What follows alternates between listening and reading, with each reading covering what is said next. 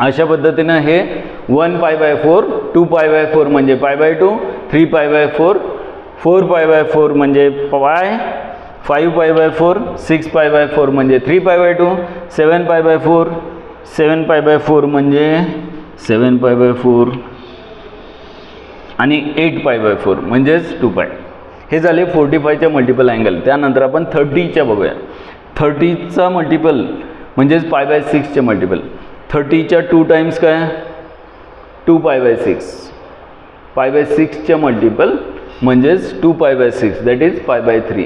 30च्या 3 times काय, 3π/6. π/6चे multiple म्हणजेच 30चे multiple बघतोय 1π/6, 2π/6, 3π/6 आणि 4π/6 काय येणार, 4π/6 म्हणजेच 30च्या 4 टाइम्स, 3 चौक 12 म्हणजे